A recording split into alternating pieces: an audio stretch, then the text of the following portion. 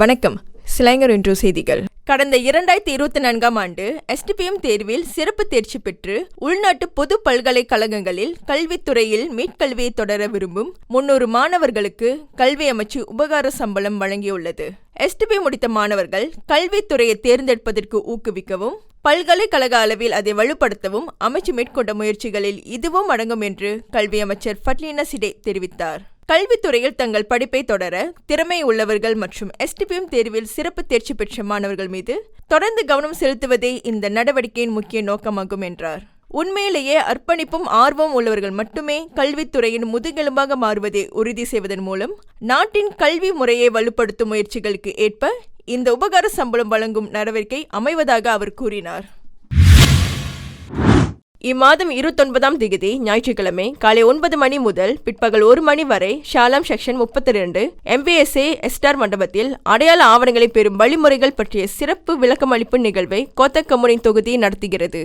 இந்த நிகழ்வில் பிறப்பு பத்திரம், குடியுரிமை, குழந்தை தத்தெடுப்பு விண்ணப்பங்கள் தொடர்பான நிபந்தனைகள் மற்றும் விதிமுறைகள் குறித்து தேசிய பதிவுத்துறை அதிகாரிகள் தெளிவான விளக்கத்தை வழங்குவார்கள்.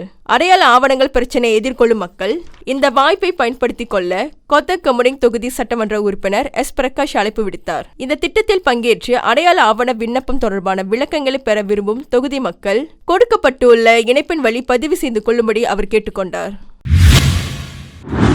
சுங்காய் புலோ நாடாளுமன்ற தொகுதியில் உள்ள பள்ளிகளுக்கு கூடுதல் வகுப்பறைகள் கட்டப்படும் என்று சுங்காய் புலோ நாடாளுமன்ற உறுப்பினர் டத்துஸ்ரீ ரமணன் ராமகிருஷ்ணன் கூறினார். சௌஜனா உத்தமா இடைநிலைப்பள்ளி, பண்டார் பரு சுங்காய் புலோ இடைநிலைப்பள்ளி, புக்கிட் காடிங் இடைநிலைப்பள்ளி மற்றும் சியாராமாஸ் இடைநிலைப்பள்ளி ஆகியவை கூடுதல் வகுப்பறைகளை பெற உள்ளன.